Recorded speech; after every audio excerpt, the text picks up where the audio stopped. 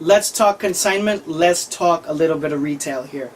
Consignment is a tough one. Personally, when I launched my line in like 2007, I was not doing any consignment. Basically, the shop will take your goods in for retail space. They like it enough to give it a shot. They don't like it enough to pay you money for it, but they're willing to give you a shot. So since they have a location, they have an outlet, obviously, where shoppers go, they will give you shelf space. And then how it's supposed to work is if they sell product, then they'll give you 50% or whatever the terms are after the point of purchase. Now, there's a couple obvious challenges with this, or problems, you know. If you move forward with consignment with your product, you're going to have to keep a hawk's eye on the product that's in that shop. A huge mistake that super amateurs make is they don't do any paperwork. They don't have any documentation with it signed by the buyer and the owner.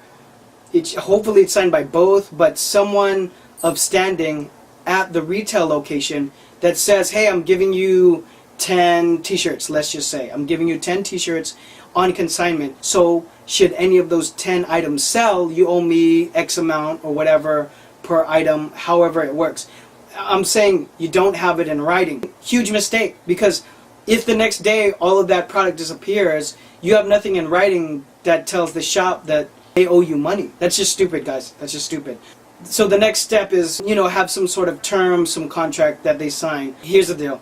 And someone just told me, emailed me, their whole story where they did get into consignment and they did get a first check of product, and they kept hounding the retail for the rest of their check. The retail eventually went under. So never gonna see the money for that product ever again.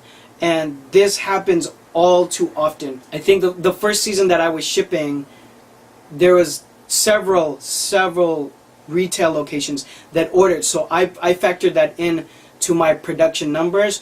And a good thing that I never shipped the goods, because these boutiques, especially the boutiques that are just one door, they were disappearing. Remember, this is in 2007, 2008, worst economic time ever. And things are still very tough. So for all of these reasons and too many burn stories that I have heard, like the aforementioned, I don't really do consignment personally. Do I think it's a good idea for you? Maybe. This is when I go back and I say retail relationships need to be nurtured, they need to be organic, and they need to be strong. Maybe if you're friends with the retail and you know they wouldn't do you dirty, it is a situation that I would definitely look at and definitely have everything in writing.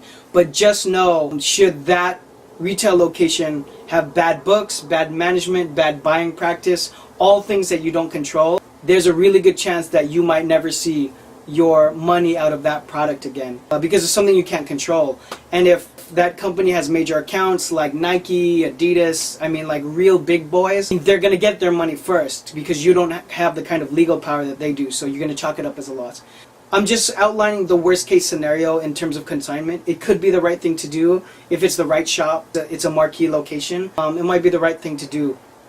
The biggest retail that you guys know that are great for notoriety and telling, name dropping to other retail that you're already in the shop, a lot of those guys are late with payment as it is, and they sign terms off. It's not consignment. Just something to keep in mind when you are trying to attack retail. It's a slippery slope sometimes. But as for consignment, it's up to you. It's a case-by-case basis. I personally never do it, but that's sort of what it looks like from my perspective.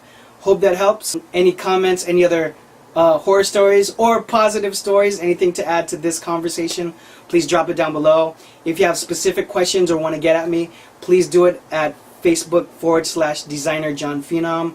I love you all for watching, and we'll see you on the next one.